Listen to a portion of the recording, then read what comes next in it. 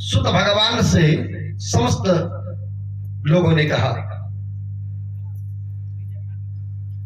कि हमारा ये सुत भगवान ये जो चित्त है ये संदेह रूपी सागर में पूर्णतः डूबता चला जा रहा है, क्योंकि आपने महान आश्चर्यजनक जो है तथा संसार को विस्मृत करने वाला का संसार को विस्मृत कर देने वाला यह बात कह दी कि भगवान विष्णु के शरीर से उसका सिर अलग हो गया। भगवान विष्णु के शरीर से उनका सिर जो है अलग हो गया। ये सर्वपालक है और ऐसा हुआ क्यों? जनार्दन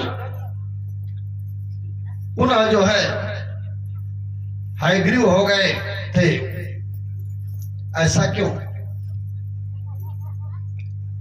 ऋषिगण सुत भगवान के चरणों में नमन कर करके पूछे, बोल सच्चिदानंद भगवान की। कानाथ वेदो अपि स्तुतोतियं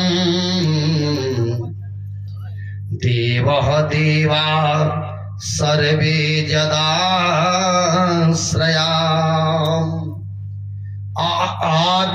आदिदेवो जगन्नाथ सर्वकारण कारण। काहिनाथ वेद भी जिन भगवान विष्णु का स्तमन करता है, स्मरण करता है, समस्त देवता जिनका आश्रय ग्रहण करते हैं, जो आदि देव हैं, जगत के स्वामी हैं और सभी कारणों के कारण हैं, का देव योग से उनका भी मस्तक कैसे कट गया? का हे महामते, वह सब आप हमसे विस्तार पूर्वक कहने की कृपा करिए। सुत भगवान से आज जब पूछा तो आज सुत भगवान नमन कर करके इस बात को समस्त ऋषि गणों से बताने का कृपा कर रहे हैं। ऋषियों ने पूछा भगवान से और गुरुदेव भगवान बता रहे हैं कि हे मुनियों, आप सभी लोगों ने बड़ी ही उत्तम बात पूछा है और एकाग्र चित्र होकर के परम तेजस्वी देवाधिदेव भगवान विष्णु के चरित्र को सुनो। बता रहे हैं कि किसी समय में सनातन देव विष्णु 10,000 वर्ष तक भीषण युद्ध कर करके अत्यंत थक गए थे। भगवान विष्णु जी का 10,000 वर्षों तक भीषण युद्ध कर करके थक गए थे। तदंतर एक समतल तथा शुभ स्थान पर पद्मासन लगा करके और पृथ्वी पर स्थित भगवान विष्णु प्रत्यंचा चढ़े हुए धनुष पर कंठ प्रदेश अर्थात गर्दन टिकाए हुए उन धनुष की नोकों पर भार दे करके लक्ष्मीपति भगवान विष्णु जो है सो गए। थके हुए भगवान विष्णु आज सो गए और थकावट के कारण दैव योग से उनकी गहरी निद्रा आ गई है। भगवान विष्णु को गहरी निद्रा आई। तदा कालेन क्रियता देवा सर्वे सवा सवा ब्रह्मो साहिता सर्वे यज्ञ करतो समोद्धता। का आज कुछ समय व्यतीत हो रहा है और कुछ समय बीतने पर वहां पितामह ब्रह्मा, शिव तथा इंद्र सहित सभी देवता यज्ञ करने के लिए उद्यत हुए। पितामह ब्रह्मा आदि आज उद्यत हुए। अब सब देव कार्य की सिद्धि हेतु यज्ञ की अधिपति जनार्दन भगवान विष्णु के दर्शनार्थ वैकुंठ लोक को गए और उस समय उन्हें वहां न देख करके ब्रह्मा आदि सब लोग चिंतित हो गए। क्या उस समय उनको वहां देख करके सारे देवता गण जो है ज्ञान दृष्टि से देख करके उस स्थान पर पहुंचे जहां भगवान विष्णु विराजमान थे। भगवान विष्णु के पास पहुंचे हैं और वहां उन्होंने सर्वव्यापी भगवान विष्णु को योग निद्रा में वशीभूत होकर के देखा है। अचेत पड़े हुए हैं। यह सब देख करके देवगण वहीं रुक गए। सारे देवगण रुके जानने के बाद जगत पिता भगवान विष्णु की निद्रा मग्न देख करके भगवान ब्रह्मा और रुद्र आदि प्रमुख देवता अत्यंत चिंतित हुए। तदंतर इंद्र देव जी ने देवताओं से कहा, हे श्रेष्ठ देवगण, अब क्या किया जाए? देवताओं, अब आप यह विचार कर करके इनकी निद्रा किस प्रकार भंग किया जाए। तब भगवान शिव जी ने इंद्र से कहा कि इतनी निद्रा भंग करने से महान दोष लगेगा। कोई अगर सोया है उसको जगाना नहीं चाहिए। का दोष लगता है। भगवान शिव जी ने कहा अगर इनकी निद्रा को भंग किया जाए तो दोष लगेगा। श्रेष्ठ देवतागण, अब बताइए क्या किया जाए। भगवान विष्णु को जगाने में दोष लगेगा, किंतु हे श्रेष्ठ देवतागण, यज्ञ कार्य भी अवश्य करनी है। इसके बाद परमेष्ठी ब्रह्मा ने पृथ्वी पर स्थित धनुष के अग्रभाग को खा जाने के लिए दीमक का सृजन कर दिया। जो धनुष का अग्रभाग है जिस पर भगवान सोए हैं, का भगवान पितामह ब्रह्मा ने दीमकों का सृजन किया है, उत्पत्ति किया। और उन्होंने सोचा कि दीमक के द्वारा धनुष का अग्रभाग खा लिए जाने पर धनुष नीचे हो जाएगा। तब ये देवादिदेव भगवान विष्णु जग जाएंगे निद्रा से। भगवान विष्णु जग जाएंगे। अब करना क्या है? दीमकों को भगवान विष्णु ने आदेश कर दिया है। भगवान ब्रह्मा ने दीमकों को आदेश कर दिया भगवान विष्णु को जगाने के लिए। पितामह ब्रह्मा की आज्ञा को प्राप्त कर करके दीमक चल पड़े इस कार्य को करने के लिए। तो उस समय दीमकों ने भगवान पितामह ब्रह्मा से कहा कि देवाधिदेव, हे जगतपति, लक्ष्मीपति भगवान विष्णु की निद्रा भंग में मैं कैसे करूं? क्योंकि नींद में बाधा डालना, कथा में विघ्न उत्पन्न करना है। कथा में कोई विघ्न पैदा कर दे। कथा में विघ्न पैदा करना, पति पत्नी के बीच किसी प्रकार का भेद उत्पन्न करना एवं मां और पुत्र के बीच वैरव भाव पैदा करना का ये षड्यंत्र करना ब्रह्म हत्या के समान है। निद्रा भंग कथा छेदो दंपत्यो प्रतिभेदनम। पति पत्नी के बीच में वैरव भाव उत्पन्न करना, कथा में विघ्न पैदा करना, निद्रा में भंग करना, और मां बेटे के बीच में भैरव भाव उत्पन्न करना, एक षड्यंत्र कहा जाता है, ब्रह्म हत्या के समान है कहा गया है। अतः मैं देवाधिदेव भगवान विष्णु को मैं देवाधिदेव भगवान विष्णु का सुख क्यों नष्ट करूं? हे देव, उस धनुष का अग्रभाग खाने से मेरा क्या लाभ है, जिसके लिए मैं ऐसा पाप करूं? स्वार्थ के वशीभूत होकर के ही समस्त लोग पाप कर्म में प्रवृत्त होता है, इसलिए मैं इसके लिए का स्वार्थ सिद्ध होने पर ही इसका भक्षण करूंगा। पितामह ब्रह्मा बोले, सुनो, हम लोग यज्ञ के लिए तुम्हारे भाग की व्यवस्था कर देंगे। पितामह ब्रह्मा ने कहा कि हम सभी लोग इस यज्ञ में तुम्हारे भाग की व्यवस्था कर देंगे, इसलिए अब अति विलंब मत करो और भगवान विष्णु को जगा करके हम लोगों का कार्य संपन्न करो। बोले सच्चिदानंद भगवान की।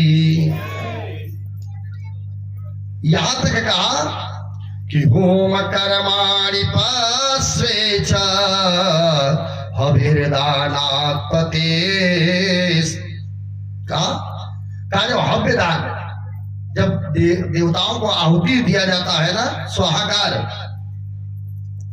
का होमादि कार्य जब होगा, का होम कर्माणि पार्श्वे च हविर्दानात् पतेस्रते तते भाग विजाने कुरु कार्य त्वरान्विता। का होमादि कर्म करते वक्त जो कुछ भी समिधा अगल बगल गिर जावे, का जो भी समिधा गिर जाए आसपास का, उसको अपना भाग समझना, उसे अपना भाग समझना और अब तुम शीघ्र पूर्वक हमारा कार्य करो। सुत जी कहते हैं, हे ऋषियों, ब्रह्मा जी के इस प्रकार कहने पर दिमुकों ने धरातल पर स्थित धनुष को शीघ्र ही खा लिया, जिससे धनुष की डोरी मुक्त हो गई। प्रत्यंचा खुल जाने पर काल धनुष का वह ऊपरी कोना मुक्त हो गया। इस प्रकार एक भीषण ध्वनि पैदा हुई, जिससे वह सभी देवतागण भयभीत हो गए। ब्रह्मांड क्षुब्ध हो उठा, पृथ्वी में कंपन होने लगी, सभी समुद्र उद्विग्न हो गए, जलचर जंतु व्याकुल हो उठे, प्रचंड हवाएं प्रभावित होने लगी, पर्वत प्रवृत्त हो गया। हे तपस्वी, हे देवतागण, ऐसा सोच किसने किया है? का सूर्य तिरोहित हो गए तथा सभी दिशाएं अत्यंत भयावह हो गई। यह सब देख करके देवता लोग चिंतित होकर के सोचने लगे कि इस दुर्दिन में अब क्या होगा। का जब ऐसा किया, देवतागण ऐसा सोच ही रहे थे कि किरीट कुंडल सहित देवादिदेव भगवान विष्णु का सिर कट करके कहीं चला गया। ऐसा अभी सोच ही रहे थे पितामह ब्रह्मा आदि सब लोग। और उस समय भगवान विष्णु का सर कटा, और सर जब कटा है तो सिर कट करके कहीं चला गया। कुछ समय पश्चात उस घोर अंधकार के शांत हो जाने पर पितामह ब्रह्मा और शंकर ने भगवान विष्णु का मस्तक विहीन विलक्षण शरीर देखा है। जब सारा वेग शांत हुआ तो पितामह ब्रह्मा और शिव बाबा ने देखा कि आज विष्णु का सर नहीं है। सिर विहीन धड़ को देख करके श्रेष्ठ देवता अत्यंत विस्मित हुए और चिंता मग्न होकर के शोकाकुल हो गए। इस विलाप को करने लगे कि हे नाथ, हे प्रभु, यह कैसी विचित्र अलौकिक घटना है। हे देवादिदेव, हे सनातन, ये सभी देवताओं के लिए आपके विनाशकारी है। यह किस देवता की माया है जिसके द्वारा आपके सिर का हरण कर लिया गया। सोचने लगे हैं आज हरण कर लिया गया, आप तो सर्वदा अच्छेद अभेद और अध्याय हैं। हे विभो, इस प्रकार आपके चले जाने पर हम देवता मृत्यु को प्राप्त हो जाएंगे। का हम लोगों पर आपका कैसा श्रेय है नाथ? स्वार्थ के कारण ही रुदन कर रहे हैं, संकट की यह स्थिति है, अब क्या है? तब शिव सहित समस्त देवता गण को कंदन करते देख करके वेद वेदांताओं में श्रेष्ठ देव गुरु बृहस्पति जी उनके पास आए हैं। देवताओं के गुरु बृहस्पति जी महाराज आए, सांत्वना दे रहे हैं।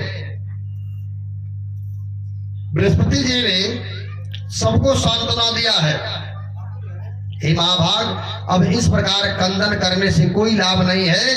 कहा इस समय हे देवेंद्र, भाग्य एवं पुरुषार्थ दोनों की समान श्रेणी में फिर उपाय क्या करना चाहिए? वह देव योग में ही सफल है। इंद्र बोले, अनर्थकारी पुरुषार्थ का धिक्कार है, मैं तो देवों के श्रेष्ठतर मानता हूं, क्योंकि हम देवताओं को देखते देखते विष्णु का सिर कट गया।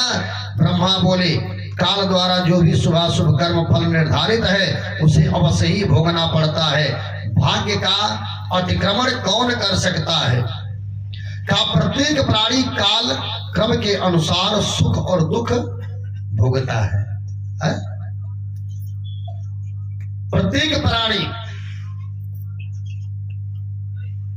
सुख और दुख भोगता है। अच्छा, एक बात हम लोग ये कहते हैं, फलनवा इतना पाप करत है, उकरे बाद भी भोगत ना है।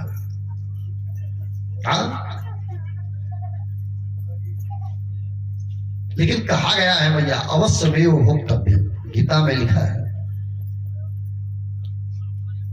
गीता में भगवान कृष्ण जी ने कहा कि अवश्य में वो भोक्तव्य कृता कर्म शुभा शुभम। आपके किए हुए कर्म का फल आपको भोगना है और अवश्य भोगना है। पितामह ब्रह्मा ने कहा, प्रत्येक प्राणी का काल क्रम के अनुसार सुख और दुख को भोगता है। और आज इसमें कोई संदेह नहीं है, जिस प्रकार पूर्व काल में काल की प्रेरणा से शंकर जी ने मेरा मस्तक काट दिया था, उसी प्रकार श्राप के कारण शिव जी का लिंग कट करके गिर गया था, और उसी प्रकार आज भगवान विष्णु का सर भी कट करके गिर गया है। कहा भगवान विष्णु का सिर कट करके कहा कि लवण सागर में जा गिरा है। अब देव योग से ही इंद्र को भी सहस्त्र भागों की प्राप्ति हुई, उन्हें दुख भोगना पड़ा। क्यों? इंद्र बाबा को भी श्राप लगा और इंद्र बाबा को भी भोगना पड़ा।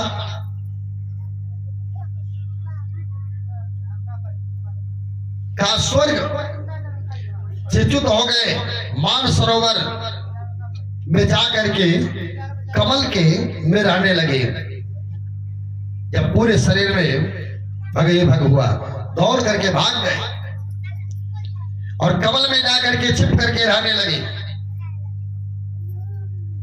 का इस संसार में जब इन महाभाग देवताओं को भी दुख को भोग करने के लिए विवश होना पड़ा, तो फिर दुख भोगने से भला कौन वंचित रह सकता है?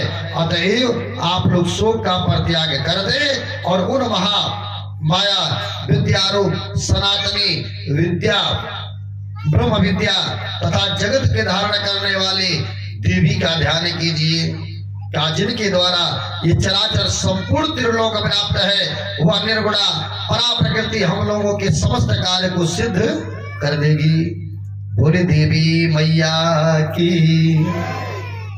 सुत जी कहते हैं कि श्रेष्ठ मुनिगणों, देवताओं के इस प्रकार कह करके ब्रह्मा ने कार्य की सिद्धि की कामना से अपने सन्मुख सशरीर विद्यमान वेदों को आदेश दिया है।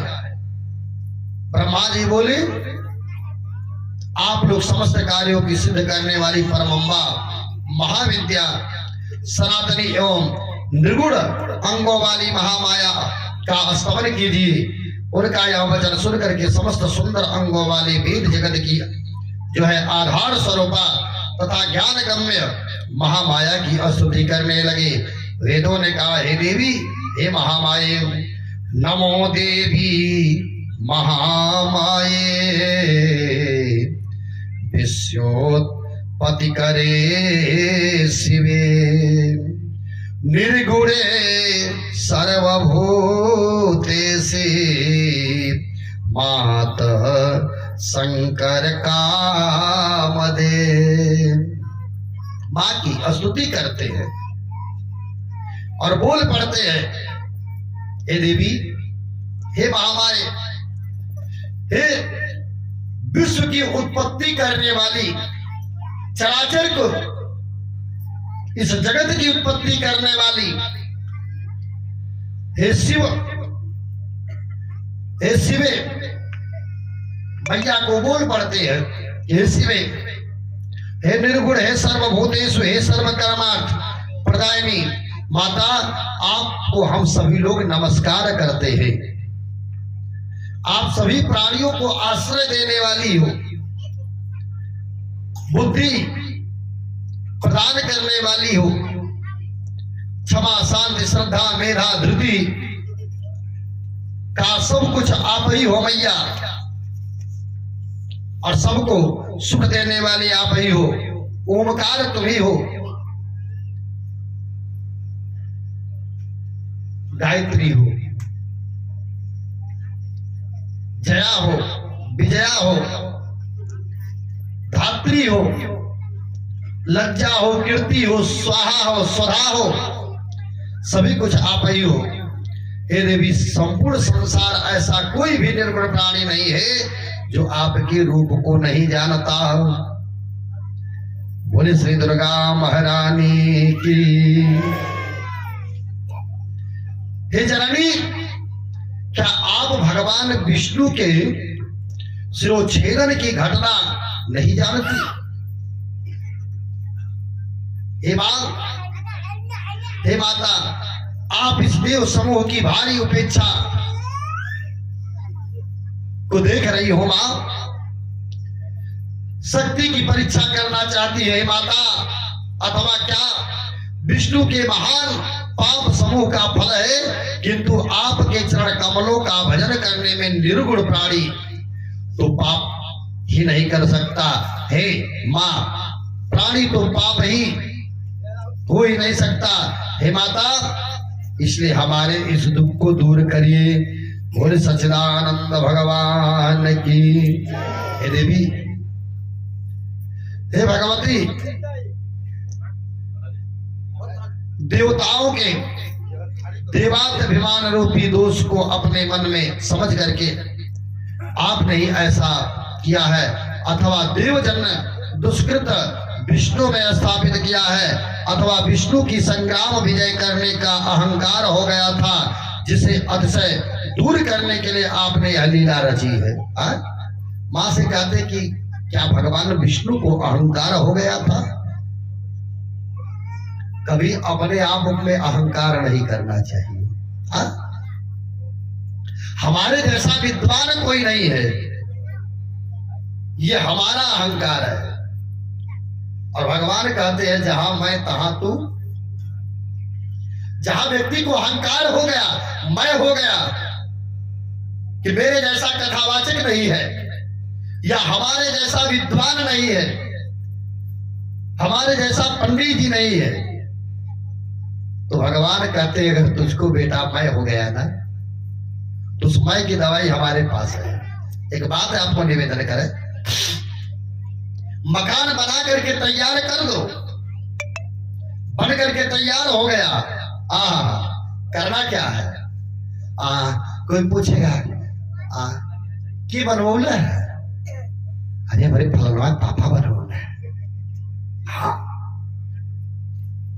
माता जी लोग बताओली हमारे मर्द तो बनवौले तोहार बनवौले तोहार तो घर में रहता रहे कुल कमाई सब्जी ही घर में लग गया मकान बन करके माता जी तैयार हो जाए अब माला दही बस भगवान ने कर के होगा मकान गिर जाए। मकान अगर गिर गया तब बना तो मैं बनवाया और गिर गया तब जब मकान गिर गया तब गांव वाले पूछे हाँ मकानवा कैसे गिर कहा बताई भैया भगवान से देख ना गया भगवान से देख ना गया ना जाने कौन ऐसा हम कर्म के लिए रही उनसे देख ना गया मकानवा बनल बनाओ मकान भाई भी देखा तो तुम देखा पूरी जिंदगी का कमाई लगा देने गिर गया बना तो मैंने बनाया और बिगड़ गया तो अब भगवान बिगाड़ दिए भगवान बिगाड़ दिए। कोई कार्य अगर हो जाता है तो हमने किया है और जब बिगड़ जाता है तो भगवान बिगाड़ दिए नहीं सब कार्य उस पर छोड़ दो वही है वही जो राम रची राखा अको करी तरेक बढ़ा वही शाखा। राम जी जो चाहेंगे वही होगा सब राम जी पर सुपुर्द कर दो मैया पर सुपुर्द करो कि हे बाप अब आप ही हमारे जीवन की नैया हो आप जो चाहोगी वही होगा मैया। ए माता के चरणों में सारे देवतागण प्रार्थना कर रहे हैं बोल रहे हैं कि मां क्या भगवान विष्णु को अहंकार हो गया था विजय प्राप्त श्री का वाह मां तुम कोई परीक्षा ले रही हो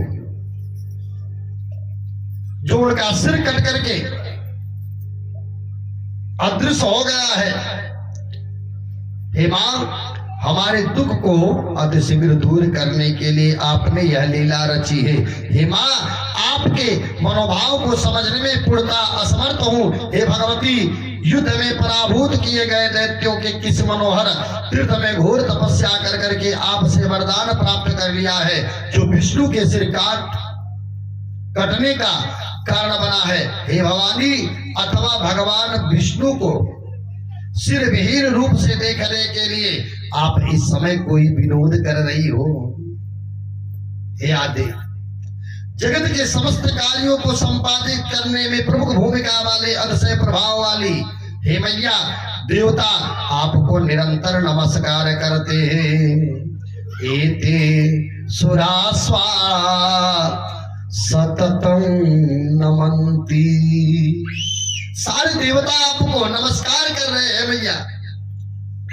का एते सुरास्वा सततम नमन्ति कार्ये सुमोक्षा प्रथित प्रभावा शोकार्णवातारय देवी देवा नोत्थाप्य देवं सकलाधिनाथ। जगत समस्त कार्य को संपादित करने में प्रमुख है। भूमिकाल अतिशय प्रभाव वाली देवता आपको मैया निरंतर नमस्कार करते हैं। हे देवी सर्वलोकाधिपति विष्णु को जीवित करके आप देवताओं को शोक सागर से पार कीजिए। आज अम्बा मैया भगवान विष्णु का सिर छिन्न होकर के कहां चला गया है यह हम नहीं जानते और इस समय इन्हें जीवित करने के लिए अन्य कोई युक्ति भी नहीं हम सूझ रही है। हे देवी मृत प्राणी को जीवित करने में जिस प्रकार अमृत समर्थ है उसी प्रकार समक्ष हे मां संसार की आप जीवन दात्री हो। अब आपके चरणों में है मैया। सुत जी बोले हे मुनियो इस प्रकार सामगान निर्गुण साग वेदों द्वारा स्तुति किए जाने पर गुणातीत माहेश्वरी परंपरा महामाया भगवती प्रसन्न हो गई और उसी समय देवताओं को सुख प्रदान करने वाले शब्दों से युक्त भजन युक्त आनंदित करने वाली आकाश देवी अधिरात्रि शुभ वाणी से उन्होंने कहा, हे देवताओं, आप लोग किसी प्रकार का चिंतन मत कीजिए। भावपूर्ण स्तवन में परम प्रसन्न हो गई। इससे लेस मात्र भी संदेह नहीं है, मनुष्य लोक में जो प्राणी इस स्तुति से मेरी आराधना करेगा अथवा भक्ति पूर्वक इसका पाठ करेगा, उसकी समस्त कामनाएं पूरी हो जाएंगी। जो मनुष्य त्रिकाल प्राप्त मध्याह्न सायं मेरी स्तुति नित्य भक्ति पूर्वक सुनेगा, वह सभी दुखों से विमुक्त हो जाएगा। भैया ने कहा कि जो मेरी स्तुति करता है, स्तवन करता है, मेरा ध्यान करता है, मेरा नमन करता है, मुझे प्रणाम करता है, वो समस्त पापों से विमुक्त हो जाएगा। बोले दुर्गा महारानी की, सुखी हो जाएगा। वेद द्वारा उच्चरित किए जाने के कारण यह स्तुति वेदों के समान ही है। क्या ईश्वरोति वास्त्रो तमिदं मदीयः भक्त्या त्रिकालं सततं नरो यः विमुक्त दुःख सभवे सुखी च वेदितमेता ननु वेद तुल्य। इस स्तुति का जो स्तवन करता है, कहा, हे देवोदेव, अब आप विष्णु शिरोच्छादन कारण सुनिए, क्योंकि इस लोक में बिना कारण का कोई कार्य कैसे हो सकता, कोई ना कोई कारण अवश्य होगा। एक बार अपने समीप बैठी हुई अपनी प्रियतमा सागर पुत्री लक्ष्मी का चिंता कर सन्मुख देख करके भगवान विष्णु हंस पड़े। भगवान विष्णु हंस पड़े हैं। कारण क्या है? लक्ष्मी नारायण पति अपनी पत्नी के साथ बैठे हैं और सो लक्ष्मी जी को देखा। बता रही है देवी का अपनी प्रियतमा को चिंतायुत देख करके भगवान विष्णु हंस पड़े हैं। उन्होंने सोचा कि भगवान विष्णु मुझे देख करके क्यों हंस पड़े हैं, मेरे मुख में विष्णु जी द्वारा दोष देखे जाने की आखिर क्या कारण हो सकता है। और फिर बिना किसी कारण का उनका हंसना संभव नहीं हो सकता है। मुझे तो ऐसा प्रतीत होता है कि उन्होंने किसी अन्य सुंदर स्त्री को मेरी सौत बना लिया है, मेरा सौत बना लिया है। यह बात मैया लक्ष्मी सोच रही है। ततः कोपयुताम जाता महालक्ष्मी तमो गुणा तामसी तू तदा सकते तस्या देह समाविशत। इसी विचार मंथन के परिणाम स्वरूप लक्ष्मी जी कोपविष्ट हो गई और तब उनके शरीर में तमोगुण संपन्न तामसी शक्ति व्याप्त हो गई। तदंतर किसी देव योग के प्रभाव से देवताओं के कार्य साधन के उद्देश्य से ही उनके शरीर में अत्यंत उग्र तामसी शक्ति प्रविष्ट हुई और लक्ष्मी जी के शरीर में तामसी शक्ति का समावेश हो जाने के कारण वे अत्यंत जो है क्रोधित हो उठी और उन्होंने मंद स्वर में यह कहा कि तुम्हारा यह शरीर कट करके गिर जाए। मां लक्ष्मी क्रोधित होकर के बोल पड़ी। तामसी वृत्त जागृत हुआ शरीर में और मां लक्ष्मी ने कहा कि तुम्हारा यह सिर कट करके गिर जाए। का स्त्री स्वभाव के कारण भाविवश तथा संयोग से बिना सोचे समझे ही लक्ष्मी जी ने अपने सुख को विनष्ट करने वाला श्राप दे दिया। का सौत के व्यवहार आदि से उत्पन्न होने वाला दुख वैधव्य से ही बढ़ करके होता है। मन में ऐसा सोच कर तथा शरीर पर तामसी शक्ति का प्रभाव रहने के कारण उन्होंने ऐसा कह दिया। और मिथ्याचरण, साहस, माया, मूर्खता, अतिलोभ, अपवित्रता, दयाहीनता तथा स्त्रियों के स्वाभाविक दोष है। क्या ये स्त्रियों का स्वाभाविक दोष है? का मिथ्याचरण, झूठ का विचार विमर्श, सोचना विचारना, साहस, माया, मूर्खता, अतिलोभता। अभी वो बात आप लोगों के बताई, वैसे तो हम किस्सा कहानी ना कहिला, लेकिन बता देते। एक बार माता जी, एक मां का स्वभाव था कि जब तक अपने पति के दो चार गाली न देने पचे ना। हम तो सुबह से ना खेले हमारे भैया बोलता है बाटी। हाँ, ये आप लोगों की कृपा है माँ की। कहा आज माता जी के खाना ना पचे। अब एक दिन माता जी गए में थी दूसर की माता के घरे। वो पतिव्रता है और पति के चरणों की सेवा करती है मां। जब तक पति भोजन नहीं कर लेता, मां एक अन्न का दाना भी अपने मुख में नहीं डालती है। अपने पति के चरणों की सेवा क्या करती थी निरंतर। और एक दिन मैया उनके घर पहुंची, और जब पहुंची, देखिए हम लोग किसान है ना, किसान हवा लोगों की ना, सब किसान है। ताली बजा रहा था, हम जान जाए सब जाने वाह, सब किसान है। अभी थे हम ही मन चला, सब लोग किसान है माता जी।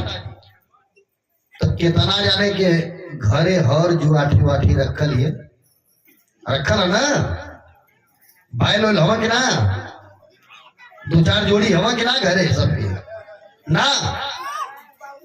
और डीजल डाल के जो ट्रैक्टर से घुमावल जाला वो वाला, हाँ केकर केकर घरे है हो माता जी के। हमारे घरे तो ना, हाँ ना बा माता। कामाई किसान थे और पति जी अपना हर लेकर के आए। पत्नी ने देखा और मां ओखर में धान कूट रही थी। ओखरी देखले हवा लोगन ने, हाँ। अब जे ना देखले है तब देखू ना पाई, खत्म कहानी। हाँ, अब ओखरी में धान माई कूटत रहले मूसर। अब तो रेडीमेड चलत है, दिए मुठ के। हम अब की बारी गए रहने थे, हाँ बिया पड़ल 6 मार्च के, तो संजोग से गई नहीं मऊर और कुल लेवे खाती। अब देखानी तो इतनी बढ़िया जुआट, इतनी बढ़िया मूसर। पूछानी ये राहुल बाबू ई कुल का हो? कहना गुरु जी कुल नहाए खातिर जुआट है। अब हम आई सोचत है लइकवा पर बैठी तो टूट जाई कि रुकी। अब मऊर हम ना खरीदत है, हम ऊपर हमार दिमाग जात है ये पर लइकवा कैसे बैठी बेचारा, दिए मुठकमा इतने बड़ा रहा। अब मूसा छोट का सोचे लगे तो अब फुल रेडीमेड चला था सिस्टम। अब इतना विवाह में गुरु जी अब क्या कहना है, मारो घरे गरा था। हाँ, और उठा के गौरी गणेश कलसा प्रतिष्ठित मंत्रोच्चार धन्य है वाह, उठा के उजात हो। हाँ होटले में ई रिक्शा पे लाद के